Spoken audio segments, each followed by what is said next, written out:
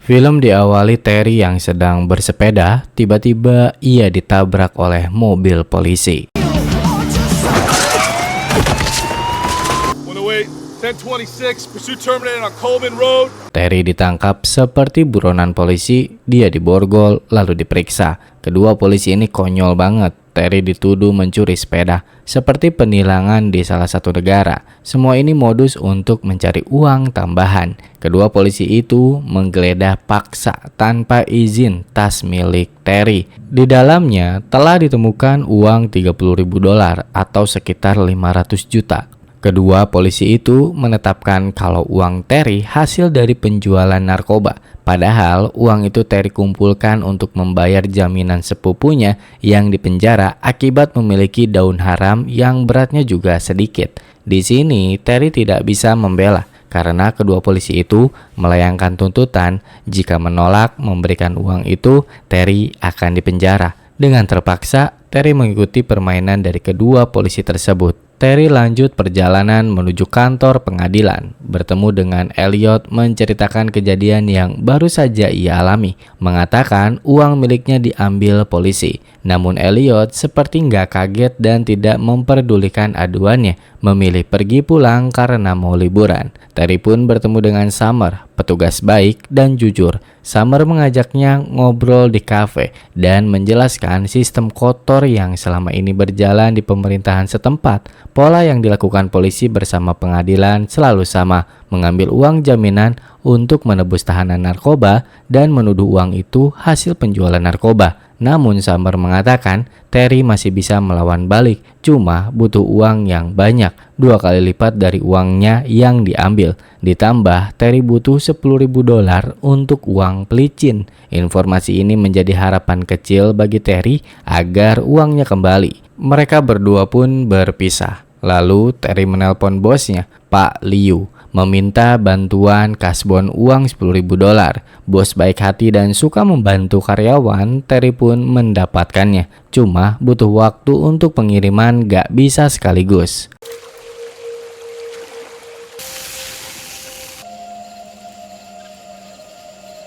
Besok paginya, Terry sudah berada di depan kantor polisi yang belum buka, bertemu dengan petugas polisi bernama Jess. Terry di sini melapor kasus perampokan yang dialaminya. Awalnya seperti pelayanan pada umumnya. Namun, ketika Terry mengatakan pelakunya adalah polisi, Jess berhenti mengetik, melapor pada anggota polisi lain. Kebetulan polisi yang kemarin menangkap Terry baru datang. Ia bernama Steve. Bukannya melayani masyarakat seperti pedomannya, Terry malah diusir. Lalu Kapten Polisi Sandy melerai mengambil alih. Datangnya Sandy bukan memberi solusi ternyata.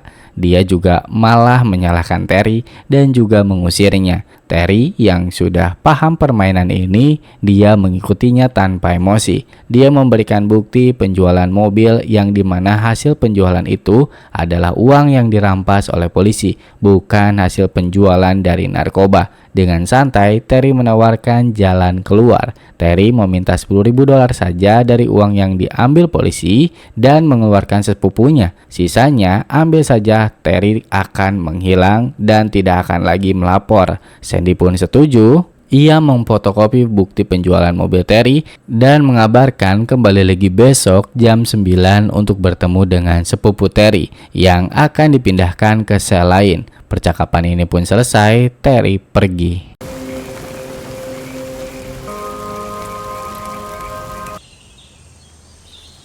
Keesokan harinya, sesuai janji, Terry menemui lagi Sandy. Namun ternyata Sandy menjadwalkan keberangkatan pemindahan narapidana lebih awal tanpa pemberitahuan pada Terry. Kata Sandy, Terry terlambat 3 menit. Mengetahui keberangkatan baru saja dilakukan, Terry pun tanpa banyak bicara pergi menggoes sepedanya untuk menyusul. Untung saja bus yang memindahkan narapidana masih belum jauh. Terry memanggil Mike sepupunya dan mengabarkan ia akan bebas sebentar lagi karena Terry sudah membayar jaminan. Terry berpesan kepada Mike untuk tetap jangan gegabah, jangan melakukan kesalahan agar bisa bebas secepatnya. Supir bus yang melihat Terry mengejar, ia pun menambah kecepatannya. Masalah silih berganti, Terry menelpon Pak Liu. Ada kendala pengiriman uang.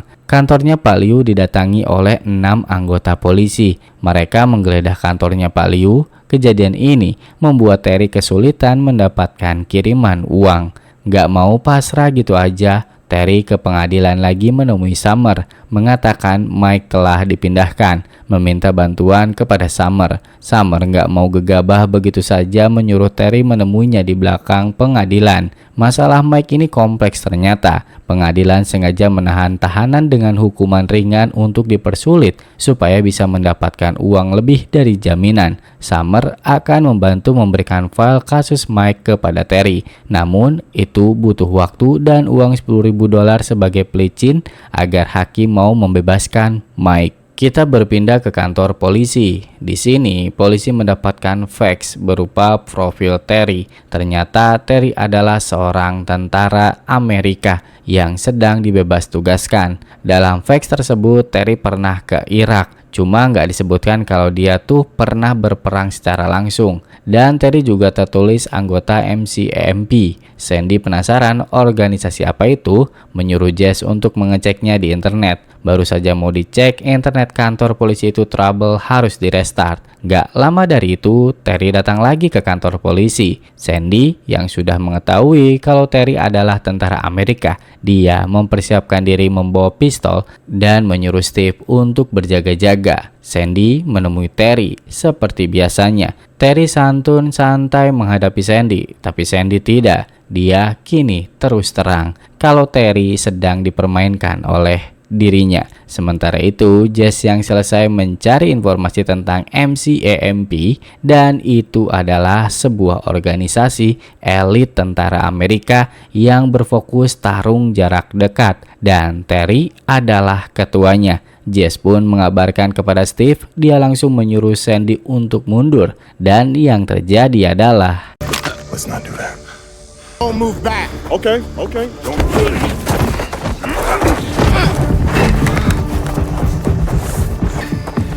Okay, real quick, we're gonna stay cool and go inside. Terry berhasil melumpuhkan 2 polisi korup itu. Sempat ada yang mau menolong Sandy, tapi berhasil dikendalikan oleh Terry. Mereka pun masuk. Terry menyuruh Sandy dan Steve duduk, lalu Jess memborgolnya. Terry pun langsung mengambil kunci ruangan tempat penyimpanan. Di sini, ia melihat banyak senjata laras panjang dan uang miliknya yang 2 hari lalu diambil oleh polisi. Terry menyuruh Jess mengambil uangnya, tapi karena Terry sudah membuat kesepakatan, dia tidak mengambilnya semua, hanya $10.000 saja. Karena keadaan di luar rame dan juga ada yang memegang senjata, Terry menyuruh Jess untuk membawanya keluar seolah-olah dia telah tertangkap. Terry pun dengan sempurna keluar bersama Jess dan pergi dari kantor polisi. Saat di perjalanan, Jess bertemu dengan mobil polisi lain dan Jess memberikan kode 4 tanda keadaan sedang baik-baik saja. Lalu Jess menepi, melepaskan Terry dan melapor kepada anggota polisi lain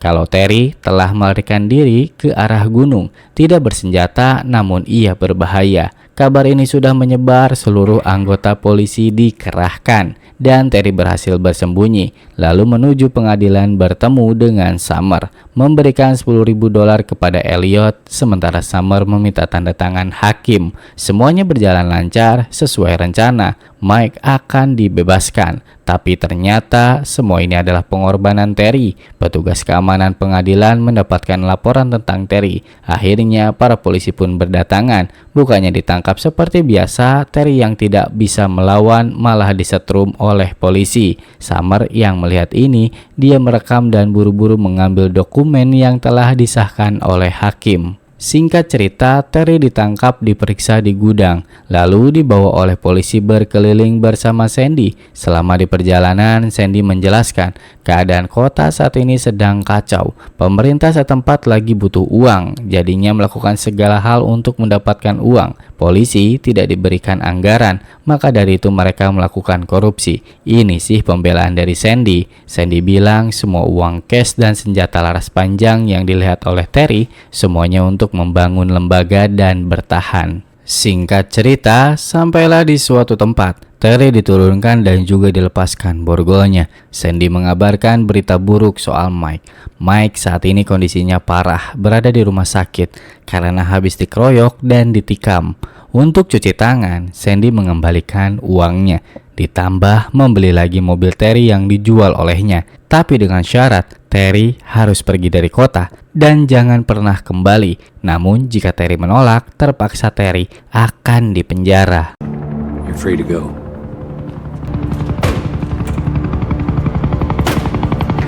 Kesialan belum berhenti menimpa Terry. Kini dia kehilangan Mike. Mike tidak selamat, ia telah meninggal dunia. Kini semuanya sudah terjadi dan Terry hanya bisa pasrah saja. Terry mengemas barangnya dan pergi bersama Summer. Selama di perjalanan, Summer bicara dan juga memberikan berkas file penahanan Mike. Summer telah mempelajari yang terjadi. Banyak kejanggalan.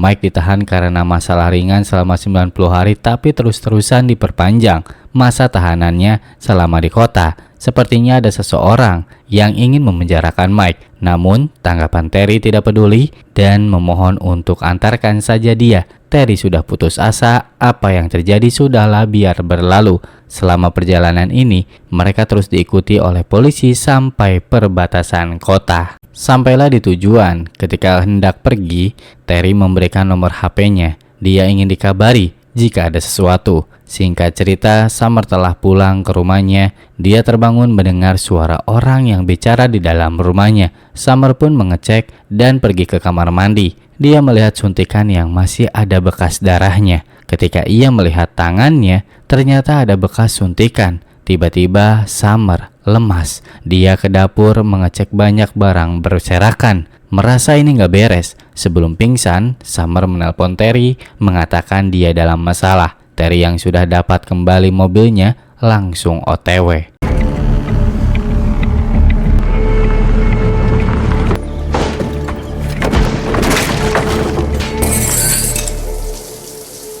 It's okay. Untung saja kondisi Summer masih hidup, tapi kejadian semalam bukanlah hal sepele. Suntikan semalam adalah heroin.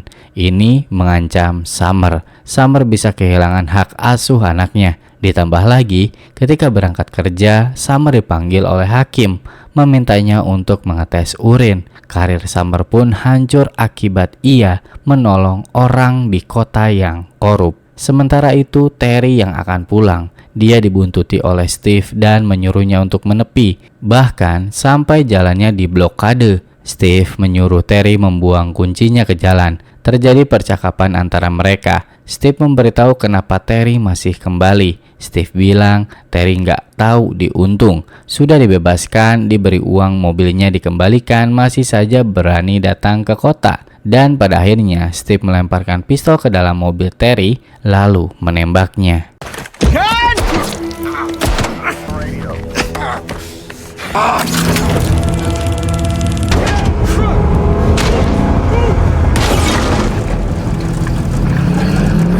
Di sisi lain, Summer hanya bisa melihat anaknya dari kejauhan. Lalu, ia diusir oleh kepala sekolah dan tiba-tiba muncul mobil polisi mendekati Summer. Terry berhasil kabur. Ia memarkirkan mobilnya di bawah jembatan. Summer menelpon Terry, dia mengabarkan kondisinya saat ini. Untung saja Summer didatangi oleh temannya, seorang polisi jujur yang dipanggil Sicario. Summer disarankan olehnya untuk menjauhi Terry agar selamat. Meskipun demikian, Terry dan Summer tetap membuat janji untuk bertemu. Singkat cerita, malamnya Summer berada di tempat restoran Cina. Tempat ini adalah miliknya Pak Liu. Terry juga berada di sini sedang diobati lukanya oleh Pak Liu. Siapakah Pak Liu ini? Ia merupakan mantan anggota militer Cina yang bertugas sebagai medis, kebetulan teman dekat sekaligus partner Terry. Selesai mengobati, Pak Liu membiarkan Terry dan Summer bicara berdua. Kebusukan polisi semakin ditunjukkan terang-terangan. Seharusnya kejadian tadi mengundang petugas federal.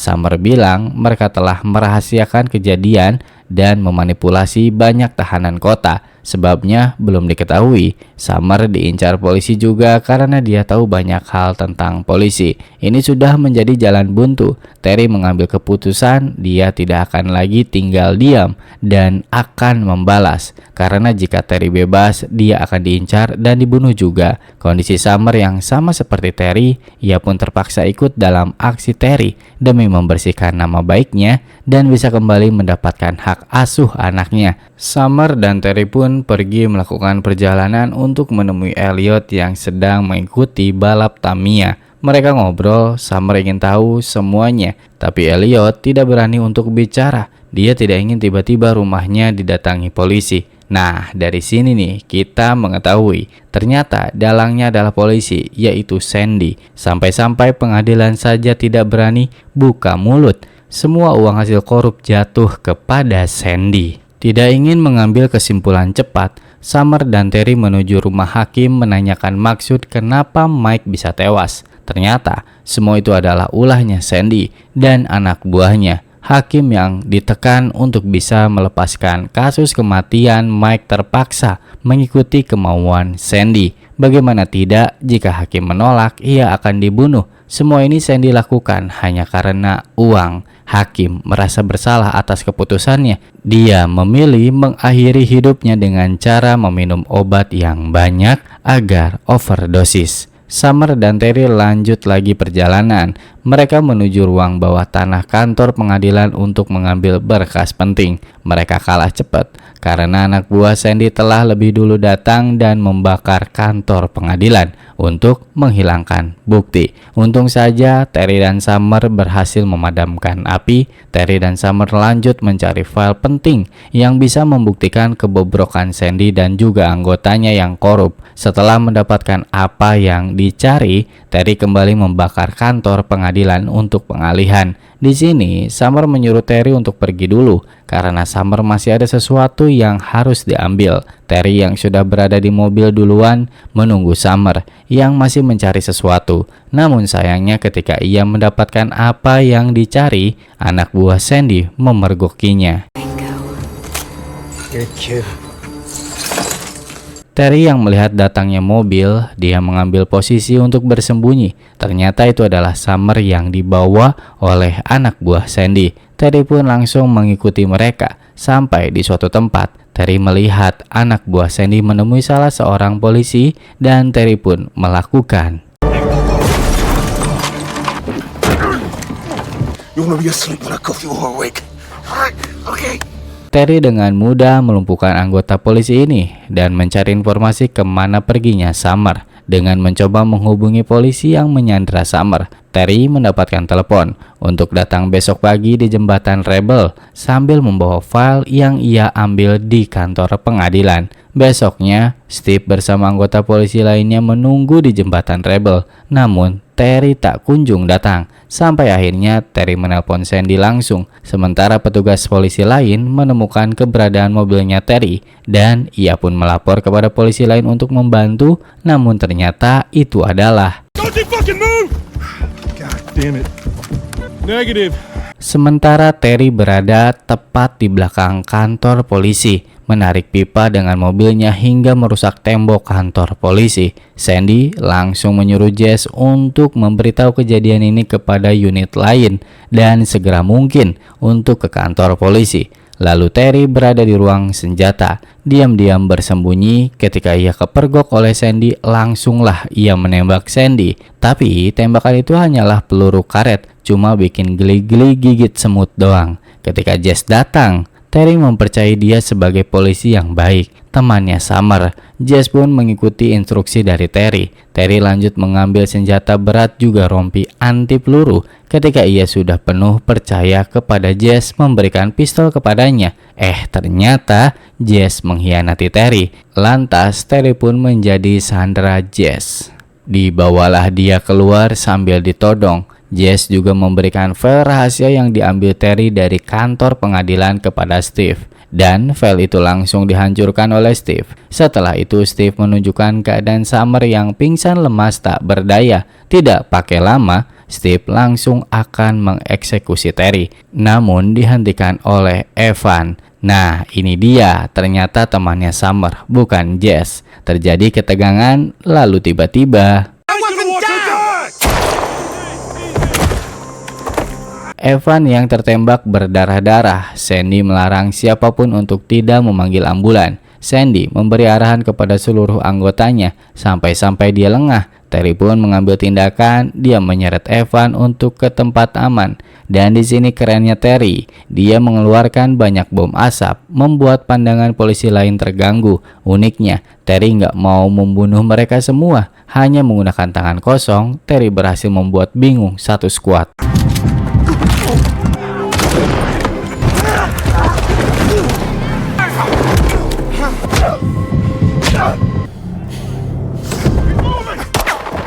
Memiliki kesempatan, Terry langsung berlari menuju mobil polisi yang ada Summer ditahan. Dia mengaktifkan dashboard kamera yang langsung terkirim ke saluran polisi negara bagian, memperlihatkan Sandy yang membabi buta menembak Terry. Terry langsung tancap gas, tapi sebelum pergi meninggalkan tempat, ia nggak lupa sama Evan dan membawanya masuk ke dalam mobil. Joe!